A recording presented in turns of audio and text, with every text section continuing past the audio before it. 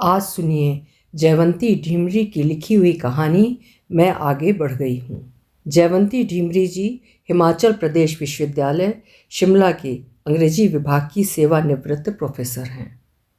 हिंदी और अंग्रेजी दोनों भाषाओं में लेखन तथा अनुवादन इनकी विशेषता है। प्रस्तुत है जयवंती जी की लिखी हुई कहानी मैं आगे बढ़ गई हूँ। I have moved on, I have to. मैं आगे बढ़ गई हूँ, मुझे आगे बढ़ना ही है। मुझे चुप देखकर उसने खुद ही बातचीत की पहल की है। ब्रिज के एडमिशन का भी देखना होगा। मिड सेशन में एडमिशन मिलता भी मुश्किल से होगा। ये बात मुझसे ज़्यादा उसने खुद से कही। Mid session? इसका हमसफ़र भी तो इसे ज़िंदगी के मिड सेशन में अकेला छोड़ इस दुनिया से चल बसा है। ब्रिज का एडमिशन ही क्यों, बहुत सी बातों में मुश्किल होगी, लेकिन जैसा वो कह रही है वो आगे बढ़ चुकी है। विदेश से स्वदेश में आकर भौगोलिक स्तर पर तो मूव ऑन आगे बढ़ ही चुकी है। देर सवेर सभी को मूव ऑन करना पड़ता है। ज़िंदगी किसी के जाने से नहीं थमती। हाँ, बदल जरूर जाती है। फिर समय भी बदल रहा है और बदलना भी चाहिए। दुख मनाने स्यापा करने की सारी जिम्मेदारी औरत पर ही क्यों? आई हैव मूव्ड ऑन कदाचित यह अंग्रेजी भाषा का एक प्रचलित आम बोलचाल का जुमला है, जिसे विदेशों में रहते देशियों ने भी जाने अनजाने अपनी भाषा में शामिल कर लिया है। विनीता ने भी तो यही कहा था, आई हैव मूव्ड ऑन। ये बात विनीता ने मुझसे अलग अलग तरीके से 3 बार कही थी। आई हैव मूव्ड ऑन। मेरे पास कोई दूसरा ऑप्शन नहीं था और आखिर में बाईगॉन्स आर बाईगॉन्स। जो बीत गई वो बात गई। किसी बात को बार बार दोहराना आपके अपने कथन में विश्वास की कमी व्यक्त करता है। मेरे बिना पूछे ही उसने अपने उस अधूरे मिड सेशन टूटे रिश्ते की कहानी बयान कर दी थी।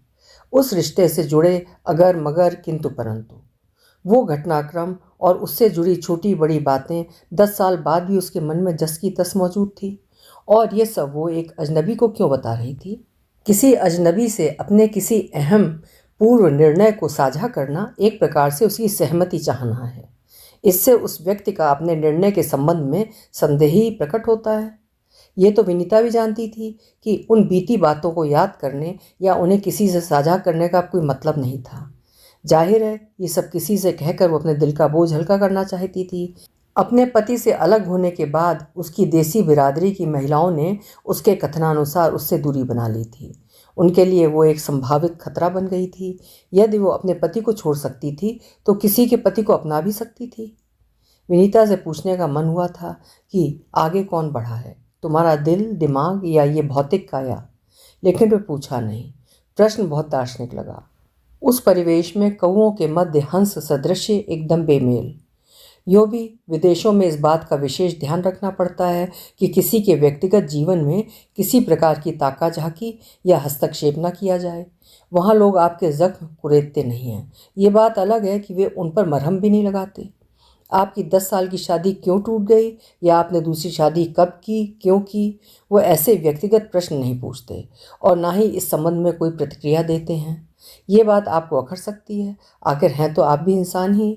और सच पूछा जाए तो ये प्रतिक्रिया न देना भी एक प्रकार की प्रतिक्रिया ही है। विनीता से साझेदारी का सिलसिला एक पार्टी में एक छोटी सी घटना से हुआ था। प्रवासी भारतीयों की उस पार्टी में मैं विनीता की मेहमान बनकर गई थी, जहां शहर के एक जाने माने डॉक्टर ने मुझे पहचान लिया था। पार्टी खत्म होने के बाद कार में बैठते ही विनीता ने पूछा, तुम उन्हें कैसे जानती हो? जानती नहीं हूँ, मेरी शादी इससे होते होते रह गई थी, मैंने हंसकर जवाब दिया। How sad. ये यहाँ के लीडिंग कार्डियोलॉजिस्ट हैं, तुमने देखा नहीं पार्टी में सब लोग उनको कितनी इज्जत दे रहे थे। He has a flourishing practice. इनके यहाँ बहुत अच्छी प्रैक्टिस चलती है। बाय द वे, तुम्हारी डॉक्टर साहब से शादी क्यों नहीं हो पाई? एक व्यक्तिगत सवाल कर रही हूँ, अगर तुम बुरा ना मानो। पापा ने मना कर दिया था। अमेरिका में पला और बढ़ा डॉक्टर एक साधारण परिवार की एक साधारण लड़की से शादी क्यों करना चाहता है? ये बात पापा की समझ से बाहर थी। उन्हें दाल में कुछ काला नज़र आ रहा था। उन्हें डर था कहीं अमेरिका में इसने पहले शादी न की हो और वो टूट गई हो, इसलिए लौट के बुद्धू घर को आए हों और इंडिया की किसी सीधी सादी लड़की के साथ घर बसाने का इरादा हो। यूँ डॉक्टर के बारे में जानने की मुझे भी उत्सुकता थी। पार्टी में उसे खास तरजीह मिल रही थी। Hats off to your father. उनकी सोच की तारीफ करनी पड़ेगी। वो कितने दूरदर्शी थे। बहुत ठीक से तो पता नहीं, लेकिन शायद ये किसी कोरियन अमेरिकन लड़की के साथ रिलेशनशिप में था। काश मेरे पापा ने भी तुम्हारे पापा जैसी समझदारी दिखाई होती। उन्होंने तो सुंदर, स्मार्ट, अमेरिका में नौकरी कर रहा अपनी बिरादरी का लड़का देखा और खुश हो गए। चट मंगनी और पट ब्याह हो गई हमारी शादी। तो क्या उसका कोई अफेयर था? मैंने उसे बीच में ही टोका। अफेयर? वो एक खिल्ली उड़ाती हंसी हंसी। अफेयर करने के लिए भी तो एक सेंसिटिविटी होनी चाहिए। वो तो इतना सेल्फ सेंटर्ड था कि उसे अपने अलावा कुछ नज़र ही नहीं आता था। इतना भाव शून्य आदमी, माय गॉड। वो कहते हैं ना कि माई एंड माई सेल्फ, मैं, मेरा और मेरे लिए। इस मैं की हवा से फूला हुआ गुब्बारा, जिसकी हवा एक छोटी सी पिन से 1 सेकंड में निकल जाए। काम करता है तो सिर्फ वो, थकता है तो सिर्फ वो, खाना बनेगा तो उसकी पसंद का। दूसरे की तारीफ के लिए तो उसकी डिक्शनरी में कोई शब्द था ही नहीं। अपने शौक़ पूरे करने के लिए उसके पास पैसे की कमी नहीं थी, लेकिन मेरे खर्चे का उसे एक एक सेंट का हिसाब चाहिए था। $20 भी देता था तो एक एक डॉलर का हिसाब मांगता था। ऐसे इंसान के साथ रहने में मुझे घुटन महसूस होने लगी थी। मेरे सपनों और उम्मीदों पर जैसे किसी ने काली स्याही पोत दी हो। जिंदगी बेरंग बेरौनक हो गई। उसकी मुख मुद्रा पर एक परेशानी और याचना का मिला जुला भाव था। सोचा था यूएस में क्वालिटी लाइफ होगी, घूमेंगे फिरेंगे, लेकिन मैं तो यहाँ आकर अपनी देसी बिरादरी में 2nd ग्रेड 2ym दर्जे की सिटीजन हो गई थी। सनी के पैदा होने के बाद तो परेशानियाँ बढ़ती गईं। सनी? क्या वो तुम्हारी पहली शादी से? हाँ, सनी और रेयान हाफ ब्रदर्स हैं, but they get along so well. उन दोनों की आपस में बड़ी अच्छी बॉन्डिंग है। तुमने देखा है ना? अब तुम्हें कहाँ पता चला कि वो हाफ ब्रदर्स हैं? उसकी आवाज़ और चेहरे पर वही एक आतुर प्रार्थना भाव था, अपनी बात का समर्थन चाहने की वही उत्कट अभिलाषा। उसके कान मेरी हाँ सुनने के लिए बेताबी से प्रतीक्षारत थे। मैं चुप थी। बहुत सी बातें अब मेरी समझ में आ रही थीं, जिन्हें अमेरिकी सभ्यता के मानक तौर तरीके समझ मैंने नज़रअंदाज कर दिया था। एक पेइंग गेस्ट होने के नाते खाने की मेज़ पर ही विनीता और उसके पति से औपचारिक बातचीत हो पाती थी। इन दोनों भाइयों की उम्र और शक्ल का अंतर स्पष्ट था। ऑफिस से घर आने के बाद विनीता का बार बार सनी सनी आवाज़ देना, सनी का कोई जवाब न देना, सारे दिन अपने कमरे में बंद रहना, सबके चले जाने के बाद किचन में आकर फ्रिज से खाना निकाल माइक्रोवेव में गर्म करना, थोड़ी देर की खटर पटर और वापस अपने कमरे में चले जाना। उसके इस तटस्थ व्यवहार को मैं अमरीकी जीवन परिपाटी का हिस्सा समझ बैठी थी।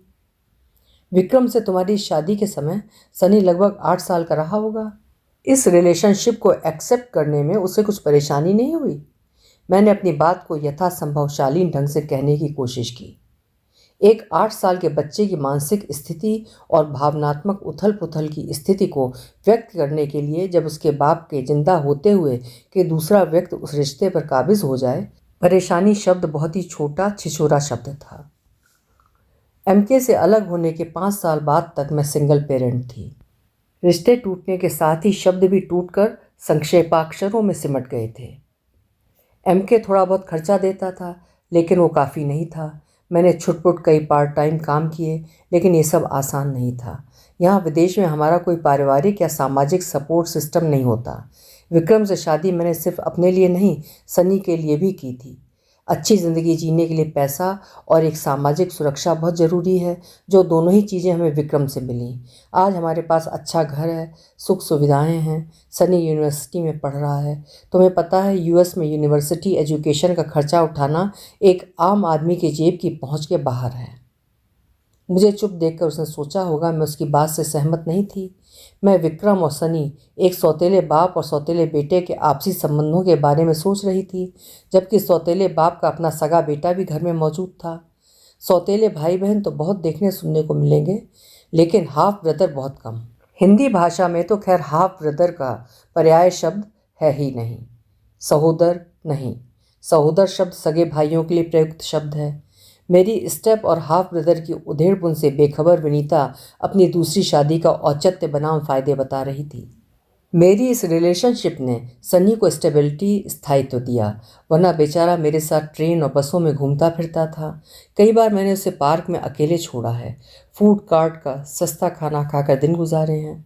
ये शादी हमने सनी की अनुमति और सहमति से उसे विश्वास में लेकर की है। सनी के कारण मेरे लिए दूसरी शादी का निर्णय लेना आसान नहीं था। विक्रम का कोई बैगेज, कोई पुराना रिश्ता नहीं था, लेकिन मेरा एक पास्ट था। MK इसी शहर में था। सनी अपने फादर से बहुत अटैच्ड था या है, मैंने पूछना चाहा पर पूछ नहीं पाई। विक्रम बहुत ही समझदार और सुलझा हुआ इंसान है। शादी से पहले 1 साल तक हमने सनी को मानसिक रूप से इस नए रिश्ते के लिए तैयार किया। सनी के साथ विक्रम ने क्वालिटी टाइम बिताया। जब इन दोनों की आपस में अच्छी बॉन्डिंग हो गई तभी हमने शादी की। सनी के हितों के साथ हमने इस रिश्ते में कोई समझौता नहीं किया। तुम्हारा पहला पति MK, क्या उसकी शादी हो गई?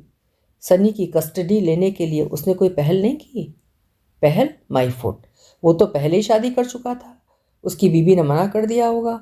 सनी को अपने साथ रखना मेरी पहली प्राथमिकता थी। बहुत जल्दी ही मुझे सनी के साथ अकेले समय बिताने का मौका मिल गया। विनीता और विक्रम को एक बिजनेस ट्रिप पर टाउन से बाहर जाना पड़ा। अजीब दिनचर्या थी इन लोगों की, और किसी अमेरिकी आदत को इन्होंने अपनाया हो ना हो, लेकिन खाने के मामले में पूरे अमेरिकी हो गए थे।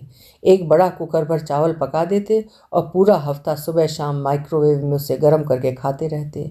कभी उसमें कॉटेज चीज़ डाल रहे हैं, कभी chilli sauce, tomato sauce, soya sauce, तो कभी उबले आलू या अंडे। मुझसे भी एक आध बार मेरे अमेरिकी सहयोगियों ने पूछा था, क्या ये सच है, तुम लोग बासी खाना नहीं खाते? मेरी हाँ सुनकर भी वो विश्वास नहीं कर पा रहे थे। तुम भी दिन में 2 बार खाना बनाती हो? फिर से मेरी हाँ सुनकर भी वो विश्वास नहीं कर पाते थे। उस दिन विशुद्ध भारतीय स्टाइल में अरहर की दाल और चावल बनाने का मन हुआ। सनी, मैं अरहर की दाल चावल बना रही हूँ, क्या तुम्हें पसंद है? हाँ आंटी, आई लव इट। पहले मम्मा येलो दाल बहुत बनाती थी। मैंने नहीं पूछा उससे अब क्यों नहीं बनाती। थोड़ी मिर्च डाल दूँ? उससे दाल में रंग अच्छा आ जाता है। क्या हींग, मेरा मतलब एफाटेडा होगी? हींग के तड़के के बिना अरहर की दाल में मज़ा नहीं आता। होनी चाहिए, पेंट्री में देखता हूँ। वो थोड़ी देर में हींग और गरम मसाले लेकर आ गया।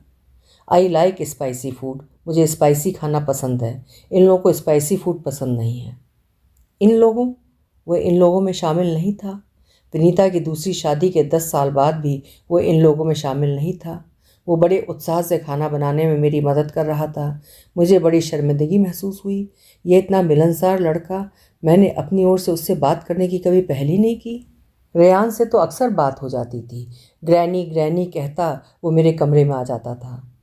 तभी प्रेशर कुकर और मेरे मोबाइल की घंटी साथ साथ बजी। गैस धीमी कर मैंने मोबाइल उठाया। विनीता का फ़ोन था। अपने काम के सिलसिले में उन्हें 1 हफ्ता वहाँ और रुकना पड़ रहा था। सनी कैसा है, उसने पूछा। अच्छा है, यहीं पर है, लो बात कर लो। और मैंने मोबाइल सनी के हाथ में दे दिया। कुछ ही देर में सनी और विनीता में किसी बात को लेकर बहस हो गई थी। मोबाइल मेरे हाथ में देकर वो तेज कदमों से सीढ़ियाँ चढ़ता हुआ अपने कमरे में चला गया। दरवाज़ा बंद होने की आवाज़ मेरे कानों से ज़्यादा दिल में खटकी।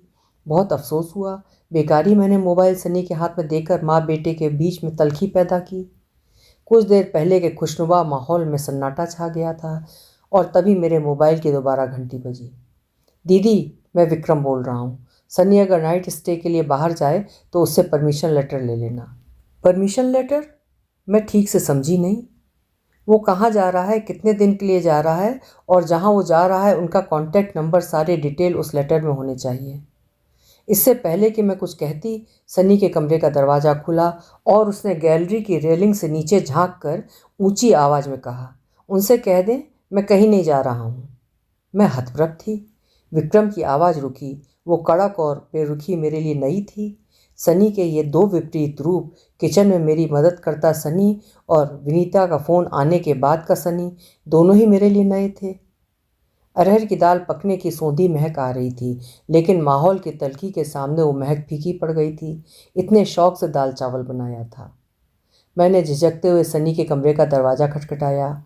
आज पहली बार मैं सीढ़ियाँ चढ़कर ऊपर गई थी। आंटी अंदर आइए प्लीज़। खाना बन गया है, तुम्हें बुलाने आई हूँ। तुम चाहो तो तुम्हारी प्लेट यहीं तुम्हारे कमरे में दे दूँ। अरहर की दाल गर्म खाने में ही अच्छी लगती है। वो क्या कहते हैं, बीमिंग हॉट। मैं नीचे आता हूँ, आप पहले अंदर तो आइए। कमरा एकदम साफ सुथरा था। हर चीज़ करीने से अपनी जगह पर रखी हुई। उसकी पढ़ने की मेज़ के ऊपर दीवार में फ्रेम में जड़ी तस्वीर टंगी थी। उसके नीचे लकड़ी की नाम पट्टी पर सुनहरे मेटल के अक्षरों में लिखा था, सौरभ मयंक कुमार। ये मेरे डैड हैं, ये मैं हूँ। ये बाल्टीमोर का फ़ोटो है। तुम्हारा नाम सौरभ है? बहुत प्यारा नाम है। मेरी दादी ने रखा था, वो इंडिया में रहती हैं। पिछले साल मैं उनसे मिलने इंडिया गया था। तुम कहीं बाहर जाना चाह रहे थे? डैड के पास। जब भी वहाँ जाता हूँ इन लोगों का कोई इशू हो जाता है। इन लोगों का?